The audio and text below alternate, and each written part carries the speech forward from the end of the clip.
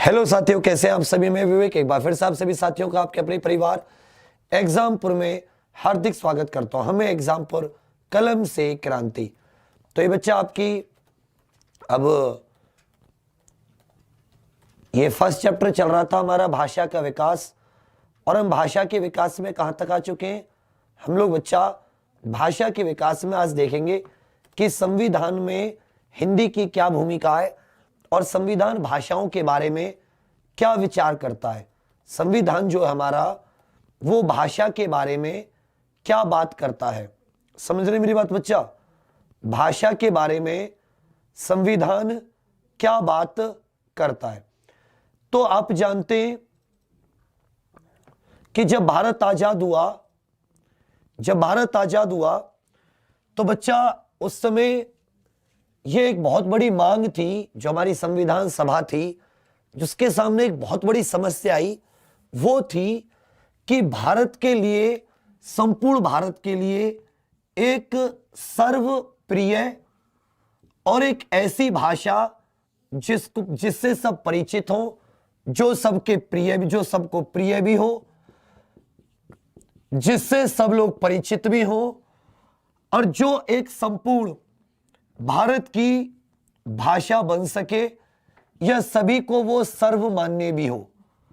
कई भाषाओं पे चर्चा हुई, लेकिन जो लोग आजादी से पहले हिंदी को सपोर्ट करते थे, वही लोग आजादी के बाद में हिंदी को सपोर्ट करने से कतराने लगे। और बच्चा जो दक्षिण भारत के कुछ नेता हैं, उन्होंने हिंदी को संपूर्ण भारत की एक राष्ट्र भाषा, एक नेशनल लैंग्वेज बनने से राह में रोड़े लगाने शुरू कर दिए। कई बातों पर यह भी चर्चा हुई कि हिंदी की लिपि बदल देते हैं, हिंदी की लिपि को फारसी कर देते हैं, कुछ उर्दू शब्दों सहित हिंदी को मान्यता देने के पक्ष में थे। तो कोई भी संविधान सभा में एक राय नहीं बनती। और बच्चा प्रत्येक व्यक्ति अपने अपने राजनीतिक फायदे के लिए ये जो राष्ट्रभाषा वाली बात है, इस राष्ट्रभाषा वाली बात को किनारे कर देता है। और एक कंसेंसस होता है, कंसेंसस अर्थात 14 सितंबर 1949 को हमारी संविधान सभा हिंदी को राजभाषा का दर्जा देती है, हिंदी देवनागरी लिपि में। और वो भी हिंदी कौन सी? संस्कृतनिष्ठ खड़ी बोली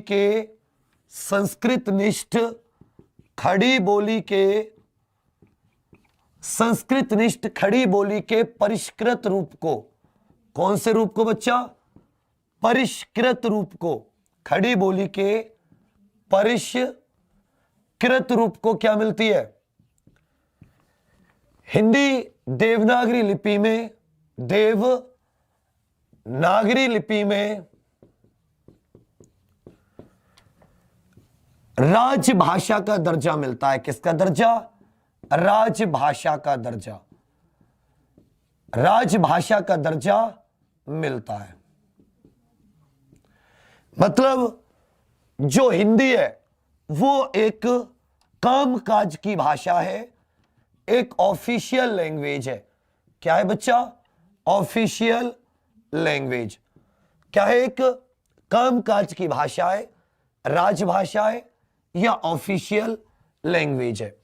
साथ साथ यह भी तय किया गया कि संविधान के शुरुआत में 15 साल हिंदी व इंग्लिश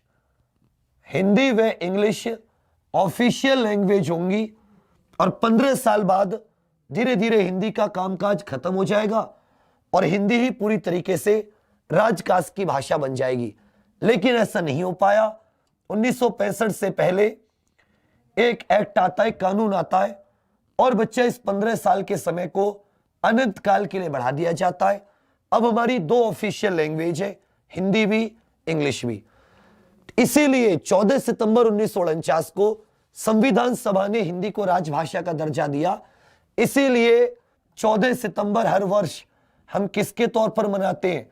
राष्ट्रीय हिंदी दिवस या सिर्फ हिंदी दिवस के तौर पर मनाते हैं। राष्ट्रीय हिंदी दिवस भी कह सकते हैं या आप सिर्फ हिंदी दिवस भी कह सकते हैं, हम उसके तौर पर मनाते हैं।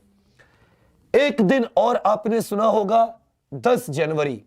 10 जनवरी 1975 को महाराष्ट्र के मणिपुर में 10 जनवरी 1975 को महाराष्ट्र के मणिपुर में पहला अंतरराष्ट्रीय हिंदी सम्मेलन होता है। क्या होता है बच्चा? प्रथम अंतरराष्ट्रीय हिंदी सम्मेलन। प्रथम अंतरराष्ट्रीय हिंदी सम्मेलन होता है, जिसकी वजह से 10 जनवरी को हम लोग विश्व हिंदी दिवस के तौर पर मनाते हैं। देखिए, राष्ट्रीय हिंदी दिवस 14 सितंबर है, जबकि विश्व हिंदी दिवस बच्चा 10 जनवरी है। विश्व हिंदी दिवस कब है? विश्व हिंदी दिवस 10 जनवरी है। यह हमारा वर्ल्ड हिंदी डे होता है या विश्व हिंदी दिवस होता है। 10 जनवरी world Hindi day, world Hindi day, विश्व हिंदी दिवस। थोड़ा सा और आगे बढ़ते हैं। संविधान का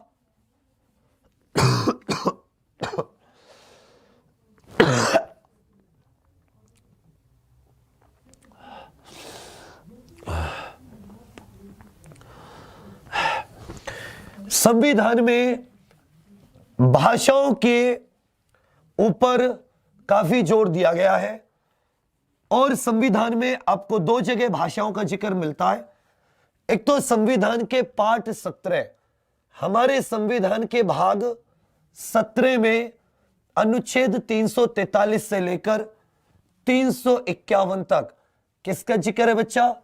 343 से लेकर 351 तक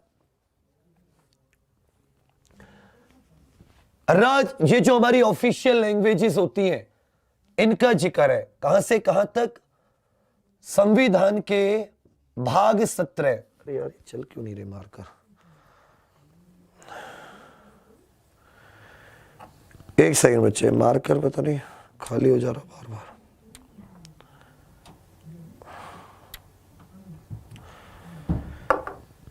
एक सेकंड, इन सबको नोट कीजिएगा।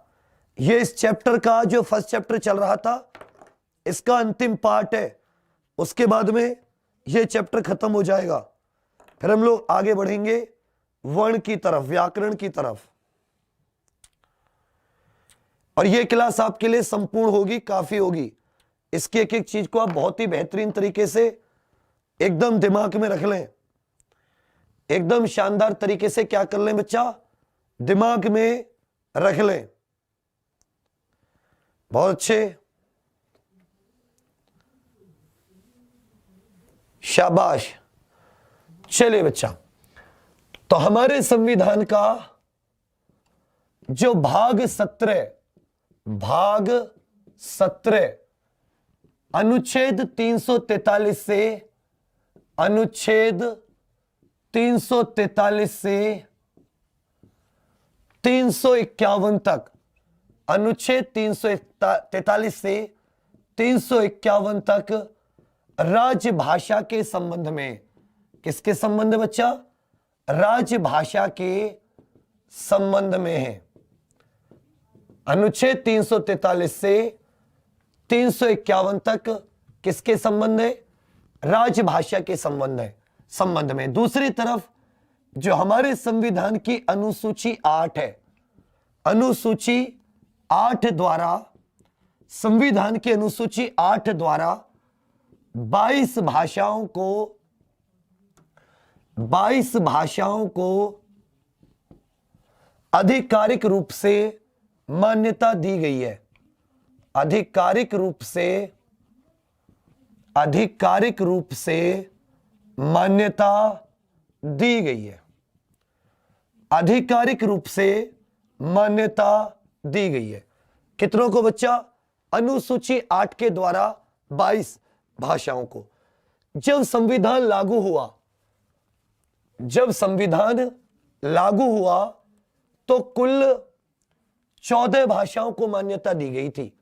ओरिजिनल संविधान में 26 जनवरी 1950 को कुल 14 भाषाओं को मान्यता दी गई थी। उसके बाद में समय समय पर अनुसूची 8 में परिवर्तन हुए। 26 जनवरी 1950 को कुल 14 भाषाओं को मान्यता थी संविधान द्वारा। उसके बाद में बच्चा 21वां संविधान संशोधन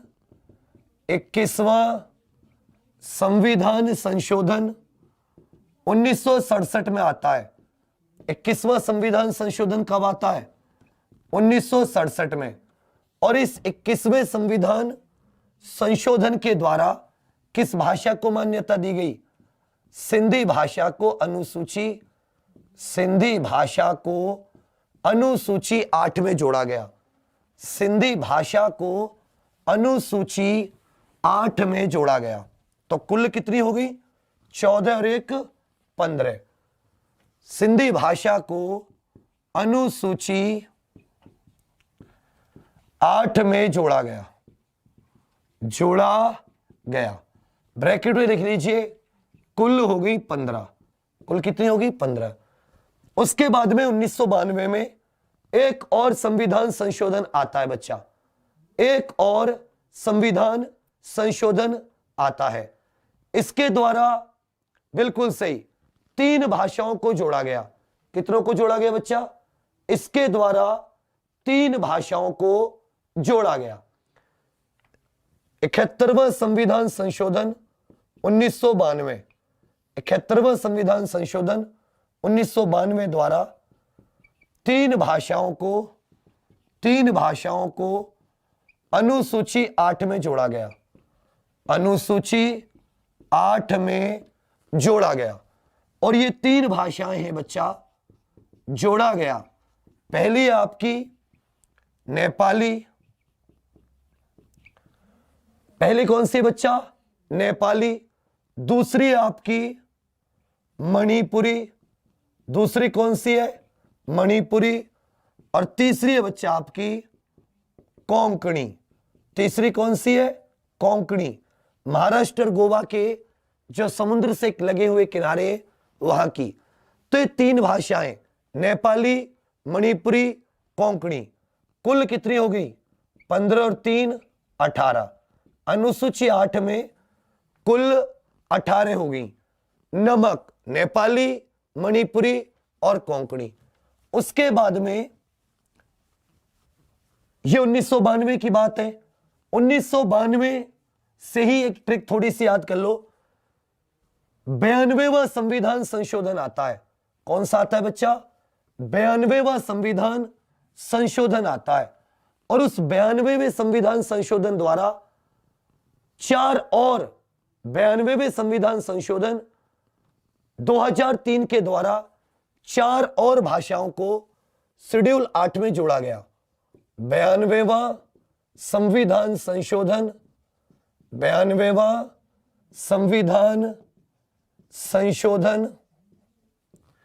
2003। 92वां संविधान संशोधन 2003। इसमें बच्चा 4 और भाषाओं को अनुसूची 8 में जोड़ा गया। 4 और भाषाओं को अनुसूची 8 में जोड़ा गया। 4 और भाषाओं को अनुसूची 8 में जोड़ा गया। अनुसूची 8 में जोड़ा गया। अनुसूची 8 में जोड़ा गया। 4 और भाषाओं को अनुसूची 8 में जोड़ा गया और उनका नाम रखा गया BDMS। क्या नाम रखा गया बच्चा? BDMS। 4 और को अनुसूची 8 में जोड़ा गया और इनका नाम है BDMS। याद करने में महेंद्र, इसको आप ऐसे भी कह सकते हो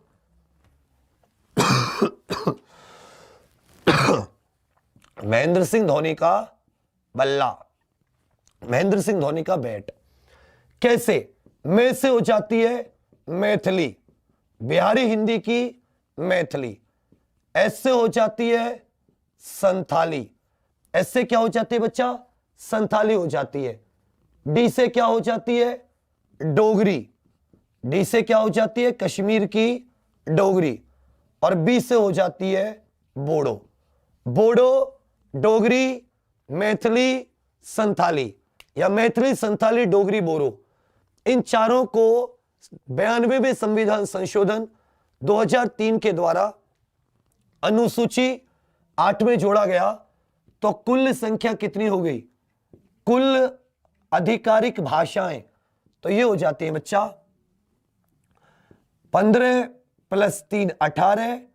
भाई 14 थी ओरिजिनल, 14 थी ओरिजिनल, फिर एक सिंधी जुड़ी, फिर 3 जुड़ी नेपाली, मणिपुरी, कोंकणी और 4 और जुड़ गई। तो अब अनुसूची 8 में कुल आधिकारिक भाषाएं कितनी हो जाती हैं?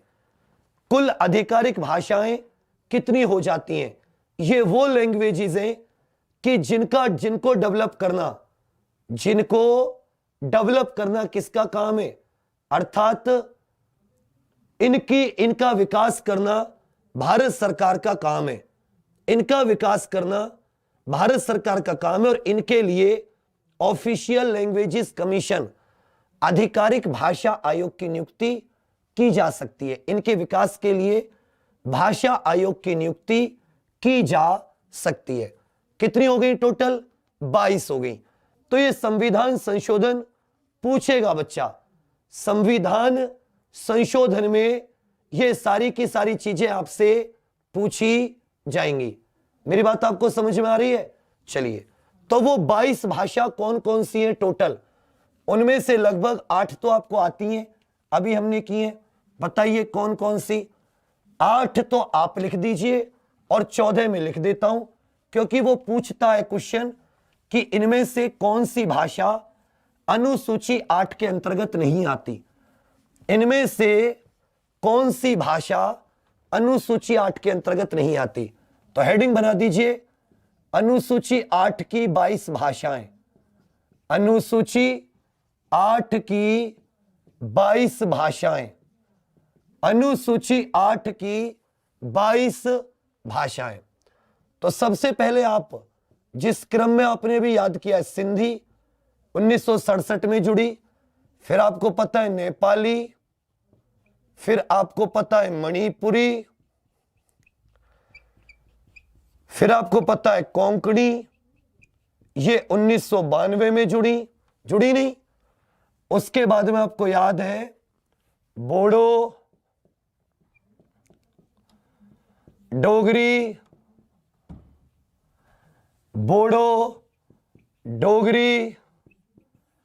मैथिली, बोडो, डोगरी, मैथिली, संथाली, बोडो, डोगरी, मैथिली, संथाली। ये 8 तो बिल्कुल अभी की है ताजी, ये 8 तो बिल्कुल अभी की है। उसके बाद में आ जाता है बच्चा 9वीं असमिया। नोबल कौन सी होगी? असमिया। 10वीं बंगाली। 10वीं कौन सी हो जाती है बच्चा? बंगाली। 11वीं कौन सी हो जाती है? गुजराती। अब इधर की लिख दो, असम, बंगाल, गुजरात। अब साउथ इंडिया की लिख दो, मलयालम, तेलुगु,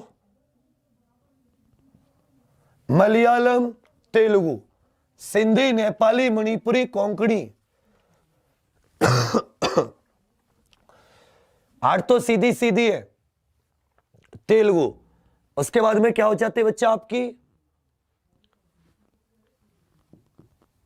कन्नड़ कर्नाटका की, तमिलनाडु की। हिंदी भी लिख दीजिए। और कौन सी लिख दीजिए बच्चा? हिंदी लिख दीजिए। हिंदी के बाद में कौन सी आ जाती है? बिल्कुल सही, मलयालम हो गई, कन्नड़ हो गई, गुजराती हो गई, बोडो डोगरी हो गई, कश्मीरी कौन सी आ जाती है? कश्मीरी। उसके बाद में आ जाता है 18वें नंबर पर मराठी, उड़िया, पंजाबी। मराठी,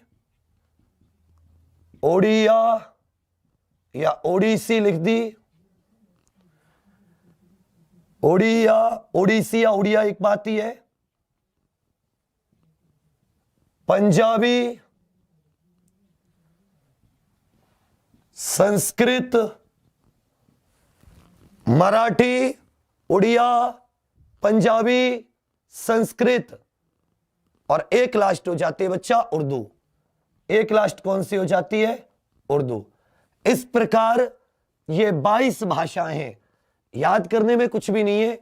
बड़ा प्रदेश है बंगाल, गुजरात प्रदेश है, नीचे साउथ की उड़ीसा की अलग है, उर्दू, संस्कृत, हिंदी होंगी, पंजाब, बाकी ज्यादातर कश्मीर अलग हो गया। ज्यादातर देखोगे मध्य प्रदेश, झारखंड, ये सब, तो यहां पर अपनी हिंदी को ही वरीयता दी जाती है। यहां पर हिंदी को ही वरीयता दी जाती है। इसके अलावा लगभग 45 और ऐसी लैंग्वेज हैं जो बच्चा हर गृह मंत्रालय के पास, जिनमें कि उन्हें भी आधिकारिक भाषा की मान्यता दी जाए, गृह मंत्रालय के पास रिक्वेस्ट पड़ी हुई है। भाषा संबंधी जो विभाग होता है, राजभाषा संबंधित विभाग, वो गृह मंत्रालय के अंतर्गत होता है। किसके अंतर्गत होता है बच्चा? होम मिनिस्ट्री के अंतर्गत होता है, गृह मंत्रालय के अंतर्गत होता है। इसमें प्रमुख लैंग्वेजेस है भोजपुरी। भोजपुरी को बड़े पैमाने पर मुहिम चल रही है कि उसे भी 22 भाषाओं में शामिल किया जाए। इसके अलावा आपकी जो हरियाणवी होती है, इसको भी इसमें शामिल कराने की, अनुसूची 8 में शामिल कराने की लैंग्वेजेस की बात चल रही है। अब बात करते बच्चा, इसके अलावा एक और है। इसके अलावा बहुत अच्छे,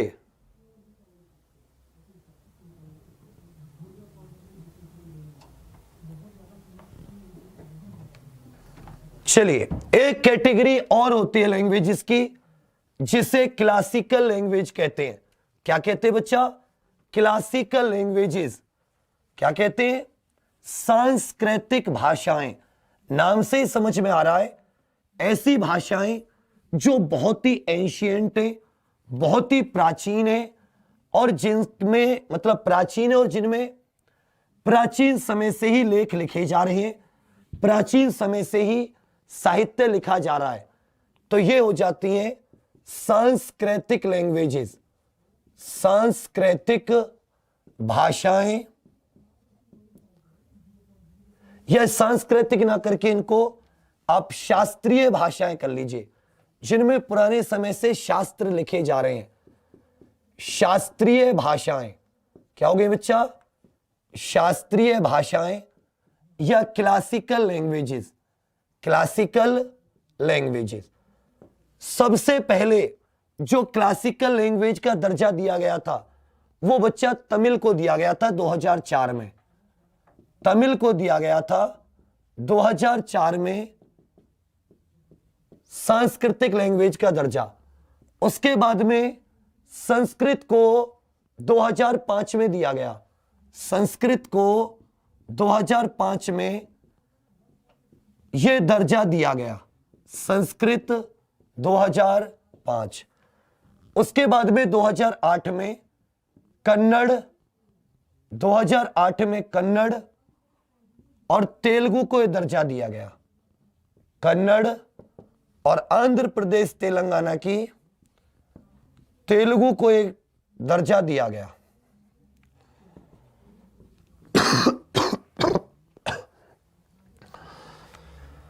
उसके बाद में 2013 में मलयालम को दर्जा दिया गया। 2013 में मलयालम को दर्जा दिया गया और 2014 में उड़िया को यह दर्जा दिया गया। 2014 में यह दर्जा किसको दिया गया बच्चा? 2014 में यह दर्जा शास्त्रीय भाषाएं या जो क्लासिकल लैंग्वेजेस होती हैं, ये उड़िया को दिया गया। तो शास्त्रीय भाषाएं कुल कितनी है? कुल बच्चा 6 शास्त्रीय भाषाएं। सबसे पहले तमिल को क्वेश्चन आता है, सबसे अंतिम छठी उड़िया। कुल कितनी है? 6। 2005 में संस्कृत, फिर 3 साल बाद कन्नड़ और तेलुगु को, 2013 में मलयालम को, और बच्चा 2014 में यह दर्जा उड़िया को दिया गया है। 2014 में यह दर्जा किसको दिया गया बच्चा? उड़िया को यह दर्जा दिया गया है। समझ में आ रही है बात? उड़िया को यह दर्जा दिया गया है। चलिए, बहुत अच्छे। यहां तक किसी को कोई दिक्कत हो तो बताइए। यहां तक किसी को कोई दिक्कत हो तो आप लोग बता दीजिए। बिल्कुल सही। यहां तक हमने भाषा के विकास में काफी चीजों को हमने पढ़ लिया।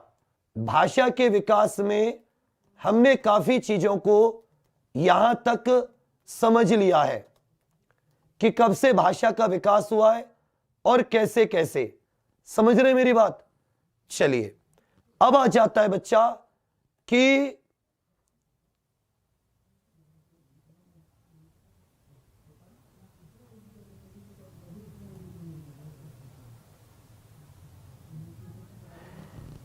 एक वो लिख लीजिए, ऑफिशियल लैंग्वेजेस एक्ट 1963। जैसे मैंने आपको बताया कि 26 जनवरी 1950 को हमारा संविधान लागू हुआ। तो संविधान के अनुच्छेद 343 में जिक्र था कि हिंदी और इंग्लिश दोनों कामकाज की भाषा हैं, दोनों राजकाज की भाषा के तौर पर प्रयोग में लाई जाएंगी। और संविधान लागू होने के 15 साल के बाद इंग्लिश को बंद कर दिया जाएगा, सिर्फ हिंदी में काम लिया जाएगा। लेकिन इंग्लिश इस कदर अंदर घुस चुकी थी, इस कदर लोगों पर हावी हो चुकी थी कि उन्हें अपनी मातृभाषा का होश नेताओं को नहीं रहा। और 1963 में अर्थात 26 जनवरी 1950 से 15 साल कब होते? अगर 15 साल देखोगे तो 26 जनवरी 1965 को खत्म होते। 26 जनवरी 1965 को यह रूल लागू हुआ ना होता, उससे पहले ही एक राजभाषा अधिनियम, ऑफिशियल लैंग्वेजेस एक्ट, राजभाषा, क्वेश्चन आता है बाबू, ये क्वेश्चन आता है, राजभाषा अधिनियम 1963 को लाया गया। किसको लाया गया? राजभाषा अधिनियम 1963 या ऑफिशियल लैंग्वेजेस एक्ट 1963। और इसके द्वारा यह दिया गया कि अंग्रेजी हिंदी के साथ साथ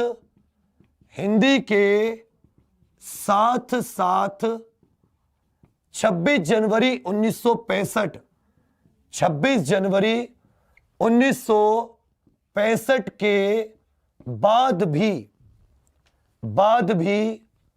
राजकाज के लिए अर्थात ऑफिशियल आधिकारिक रूप के लिए प्रयोग में लाई जा सकती है, प्रयोग में लाई जा सकती है। क्योंकि 26 जनवरी 1965 को वो रूल खत्म हो रहा था ना, तो इन्होंने नया कानून ले आए जिसका नाम था ऑफिशियल लैंग्वेजेस एक्ट 1965। इसमें यह कहा गया कि इंग्लिश लैंग्वेज हिंदी के साथ साथ 26 जनवरी 1965 के बाद भी प्रयोग में लाई जा सकती है, प्रयोग में लाई जा सकती है। मेरी बात आपको समझ में आ रही है? चलिए बच्चा, यहां तक कोई दिक्कत? ये भी बहुत बेहतरीन आपने किया। उसके अलावा जो हमारे हाई कोर्ट और सुप्रीम कोर्ट की जो भाषा है कामकाज की, वो इंग्लिश है, सारा कामकाज किस में होता है? इंग्लिश में होता है। हालांकि संविधान में हिंदी को सुरक्षित करने के उपाय तो बहुत दिए गए, लेकिन धीरे धीरे वो उपाय तभी याद आती है जब विश्व हिंदी दिवस आता है या 14 सितंबर आता है। फिर वो कहां चला जाता है वो कुछ नहीं पता रहता। तो अब आप वो लैंग्वेजेस देख लेते हैं, वो मुख्य आर्टिकल देख लेते हैं जो भाषा से संबंधित है, क्योंकि अक्सर क्वेश्चन यहां पर आ जाता है। मेरी बात समझ रहे हैं बच्चा? बहुत अच्छे, वेरी गुड। अनुच्छेद 343 1 इनको डाल दीजिए। अनुच्छेद 343 1, अनुच्छेद 343 के पॉइंट 1 में हिंदी देवनागरी लिपि में संघ की राजभाषा, देवनागरी लिपि में संघ की राजभाषा, लिपि में संघ की राजभाषा, देवनागरी लिपि में संघ की राजभाषा। ठीक है बच्चा, जो हिंदी होगी वो देवनागरी लिपि में संघ की राजभाषा होगी। आगे आ जाता है इसी के जो पॉइंट 2 है, 343 का जो पॉइंट 2 है, वो कहता है कि संविधान लागू होने के 15 साल तक इंग्लिश भी ऑफिशियल पर्पज के रूप पर प्रयोग में लाई जा सकेगी। 15 साल तक अंग्रेजी भी, जैसे पहले से प्रयोग में हो रही थी, अंग्रेजी भी प्रयोग में लाई जा सकेगी, लाई जा सकेगी। अंग्रेजी भी प्रयोग में लाई जा सकेगी, लेकिन उसके बाद में अंग्रेजी बंद हो जाएगी।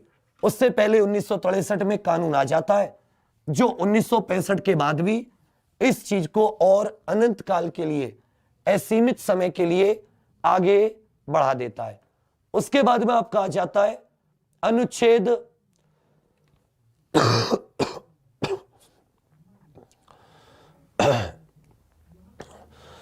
उसके बाद में आ जाता है अनुच्छेद 344। अनुच्छेद 344, अनुच्छेद 344 में अनुसूची 8 में शामिल, अनुसूची 8 में शामिल भाषाओं के लिए भाषा आयोग की राष्ट्रपति द्वारा नियुक्ति, भाषा आयोग की राष्ट्रपति के द्वारा नियुक्ति, भाषा आयोग की राष्ट्रपति के द्वारा नियुक्ति, भाषा आयोग की राष्ट्रपति के द्वारा नियुक्ति। इस चीज पे गौर कीजिएगा।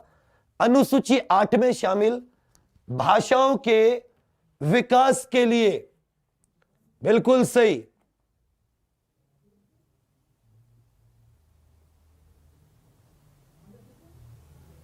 Very good. और इसके कई सारे काम बताए गए, इसके कई सारे काम बताए गए, लगभग 6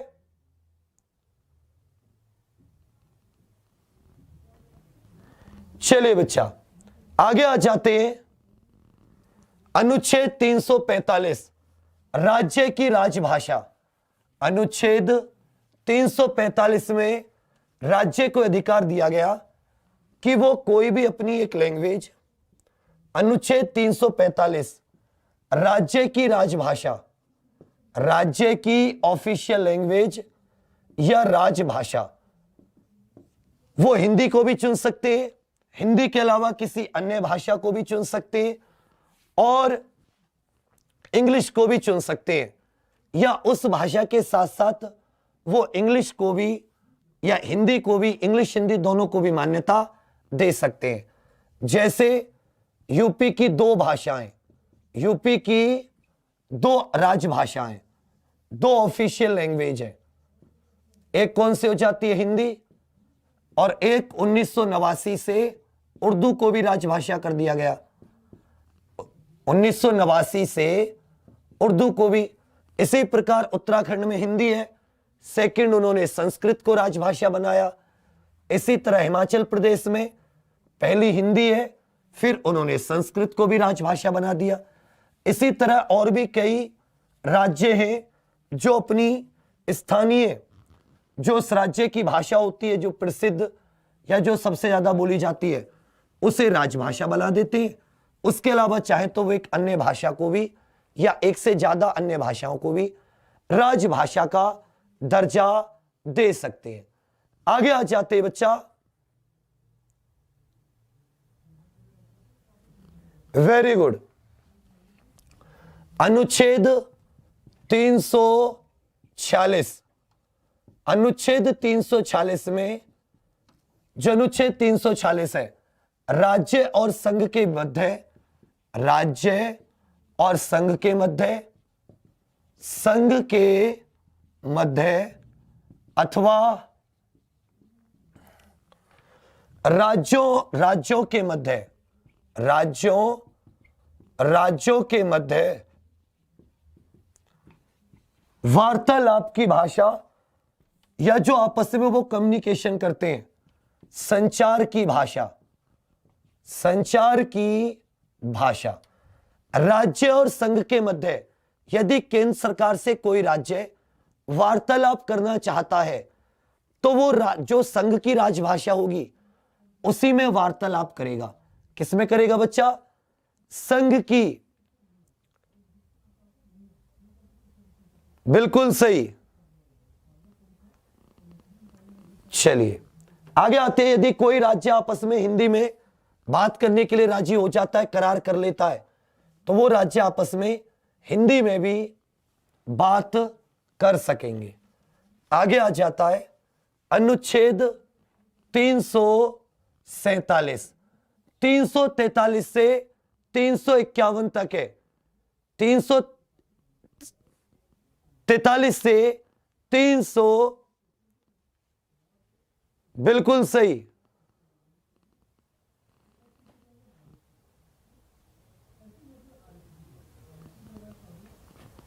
तीन सौ तैतालीस राष्ट्रपति द्वारा राज्य की किसी भाषा को मान्यता देना। राष्ट्रपति द्वारा राज्य की किसी भाषा को मान्यता देना, भाषा को आधिकारिक तौर पर मान्यता देना। यदि राष्ट्रपति को लगता है कि ये जो भाषा है बच्चा, ये जो भाषा है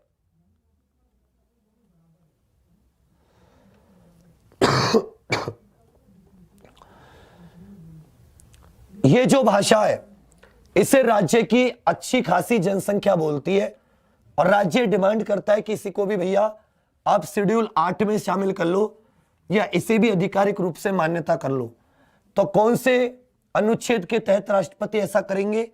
अनुच्छेद 347 के तहत।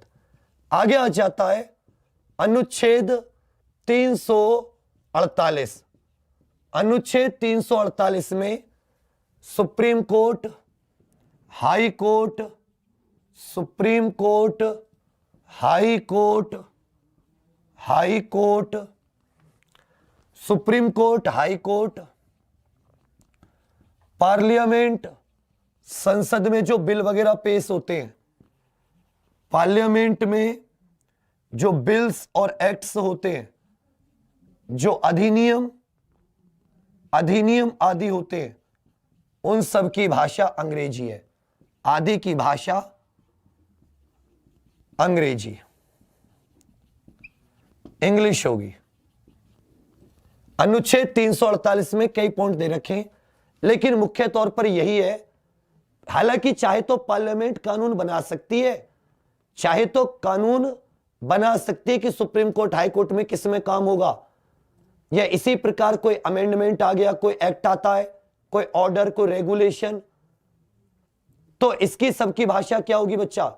इन सबकी भाषा अंग्रेजी होगी। क्या होगी? इंग्लिश होगी। चलिए आगे आ जाता है 349। 349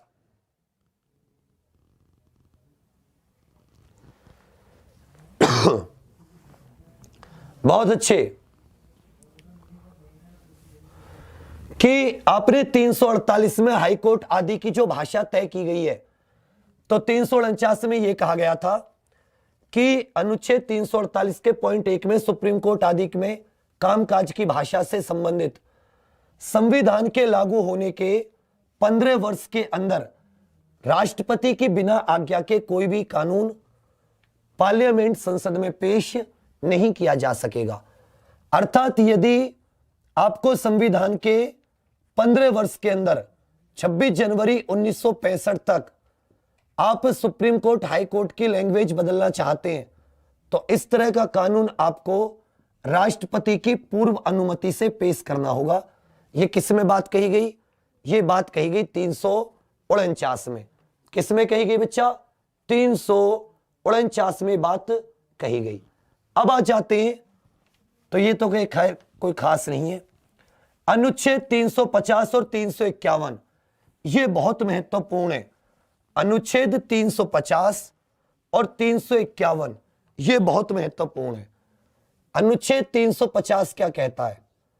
अनुच्छेद 350 कहता है कि प्रत्येक व्यक्ति को अपनी जो भी उसको शिकायत है या जो भी उसकी ग्रीवेंस है, वो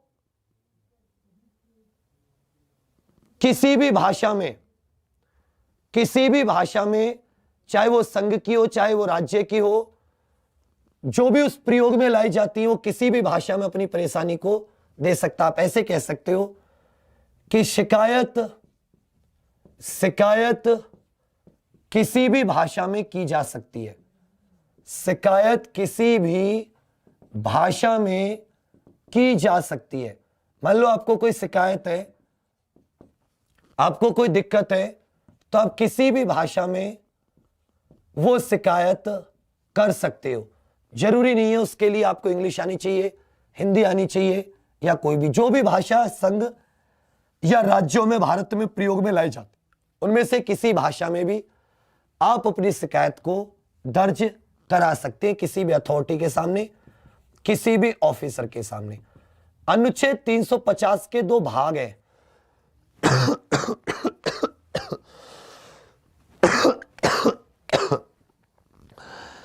एक अनुच्छेद 350 के दो भाग है। एक तो होगा बच्चा मदर प्राइमरी स्टेज पर प्राथमिक शिक्षा मातृभाषा में, प्राथमिक शिक्षा मातृभाषा में, और भाषाई अल्पसंख्यकों के लिए विशेष अधिकारी की नियुक्ति। ये जो अनुच्छेद 350 है, ये राज्य के नीति निदेशक तत्व के तौर पर प्रयोग में लाया जाता है। राज्य के नीति निदेशक तत्व के तौर पर प्रयोग में, नीति निदेशक तत्व के तौर पर प्राथमिक शिक्षा मातृभाषा में। किसी भी बालक की जो प्राइमरी एजुकेशन होती है वो मदर टंग में होनी चाहिए, जो भी वो अपनी मातृभाषा बोलता है। जबकि अनुच्छेद 350 भी कहता है भाषाई अल्पसंख्यकों के लिए, भाषाई अल्पसंख्यकों के लिए आयोग की नियुक्ति, भाषाई अल्पसंख्यकों के लिए विशेष अधिकारी की नियुक्ति या स्पेशल ऑफिसर की नियुक्ति यह केंद्र का कर्तव्य है। और लास्ट आ जाता है अनुच्छेद 351। यह भी राज्य के नीति निदेशक तत्व के तौर पर प्रयोग में लाया जाता है।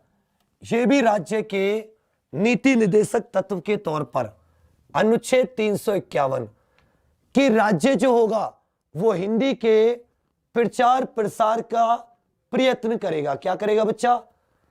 संघ का कर्तव्य होगा हिंदी का प्रचार प्रसार, संघ का कर्तव्य। It is the duty of union. Hindi का प्रचार प्रसार, हिंदी का प्रचार प्रसार यह संघ का कर्तव्य होगा। और यह भी डीपीएसपी के तौर पर या राज्य के नीति निदेशक तत्व के तौर पर यह प्रयोग में लाया जाता है। राज्य के नीति निदेशक तत्व के तौर पर अनुच्छेद 351 भी प्रयोग में लाया जाता है। ठीक है भैया, तो इस तरीके से संविधान में हिंदी को वजन दिया गया, संविधान में हिंदी को और बाकी भाषाओं को मान्यता दी गई।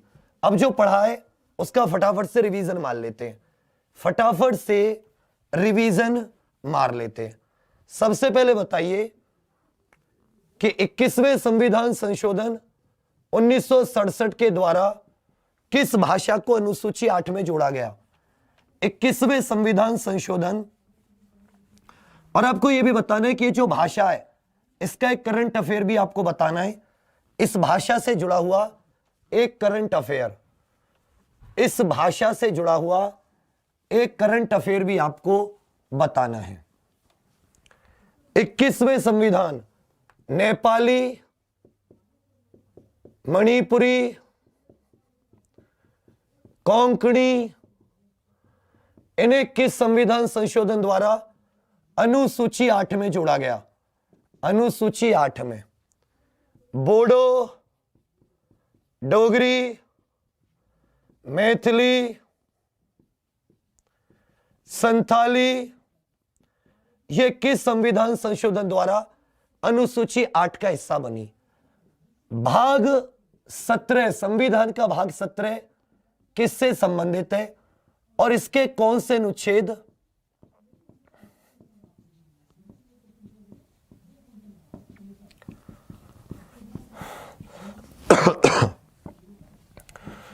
राज्य के नीति निदेशक तत्व के तौर पर प्रयोग में लाए जाते हैं?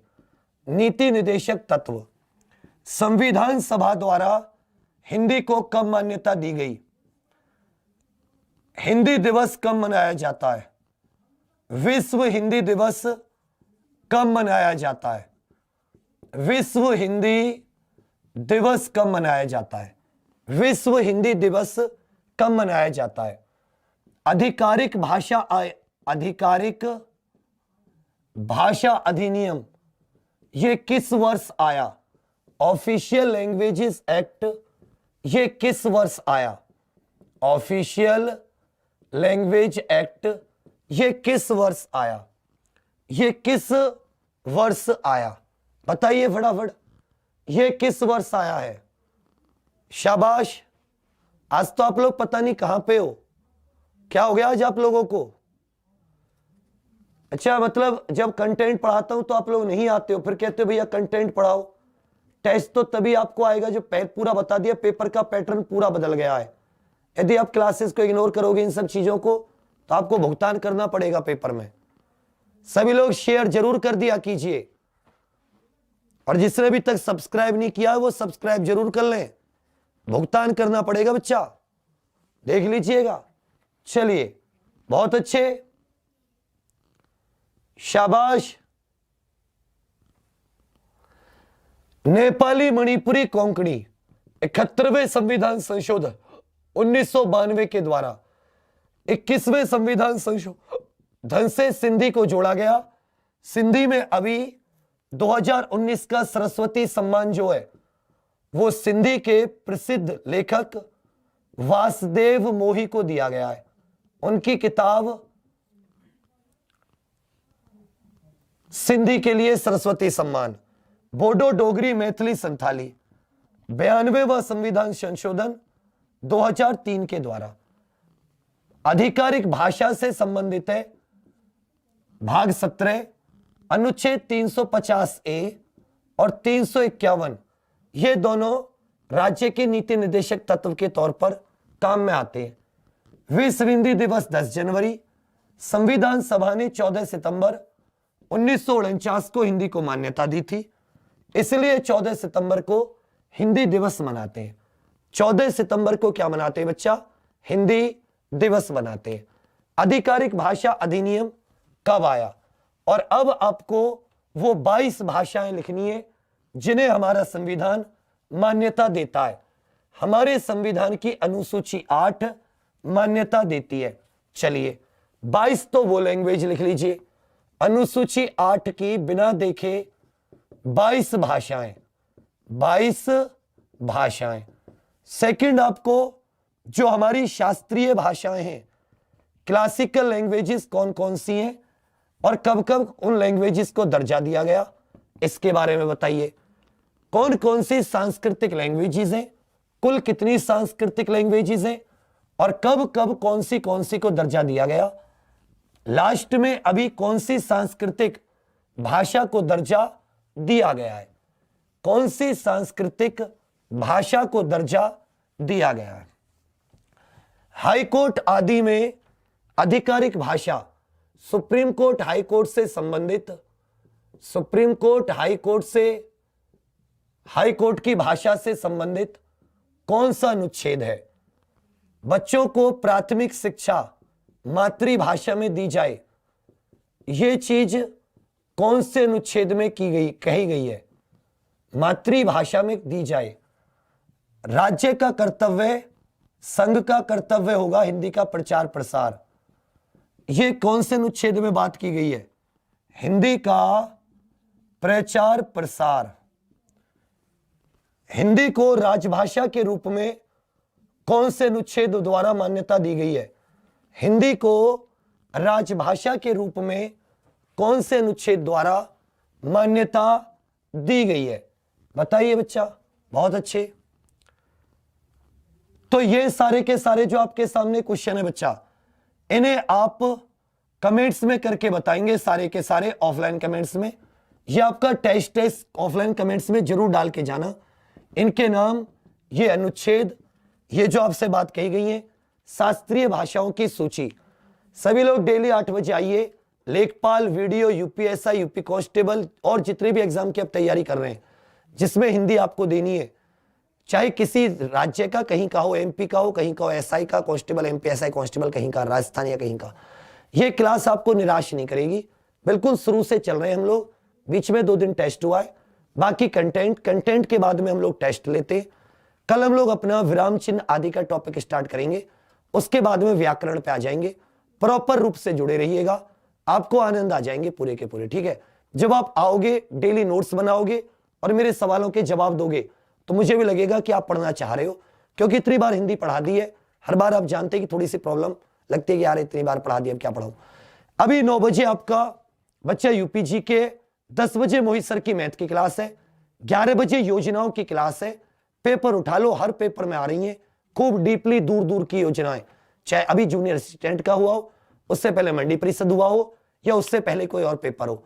आपको थकना नहीं है, रुकना नहीं है, रात को 11 बजे आपको प्रेजेंट रहना है और सुबह 6:30 बजे वाली क्लास में जोर शोर से आया कीजिए। जल्दी उठ जाइए बच्चा, ये थोड़ी सी मेहनत है। 2020 को ऐसा समझ ले तुम्हारे लिए आग है और तुम खोटा सोना हो। सोना तुम आज भी हो, ऐसा मत सोचना कि तुम कबाड़ हो, बिल्कुल नहीं। आज भी तुम सोना हो, लेकिन अब तुम्हें खरा सोना बनना होगा। और तुम जानते हो कि सोने से खरा सोना तभी बना जाता है कि जबकि तुम मेहनत की भट्टी में तपोगे। और तुम्हारे लिए ये 2020 सुबह 6 बजे उठ जाना, 5 बजे उठ जाना, रात को 1 बजे सोना, ये तुम्हारे लिए मेहनत की भट्टी है, ये तुम्हारे लिए कोयला है। तुम्हारी आंखों में दर्द, तुम्हारे सिर का दर्द, ये तुम्हारे लिए वो आग के गोले हैं। इन शोलों में तप मेरे दोस्त, मेरी बहन, मेरे भाई, इनमें तपो। तुम्हें खरा सोना बनना है, तुम्हें प्योर गोल्ड बनना है, तुम्हें 24 कैरेट सोना बनना है। जितने सोना बनना चाहते हो, सोना छोड़ देना। 11 बजे इंतजार करूंगा, अभी 9-10 बजे लगातार क्लास है। पढ़ते पढ़ते खाना खा लेना। Thank you, all the best. जय हिंद, जय भारत। लाइक शेयर सब्सक्राइब करना मत भूलना। जय हिंद, जय एग्जामपुर, कर विजय एग्जामपुर।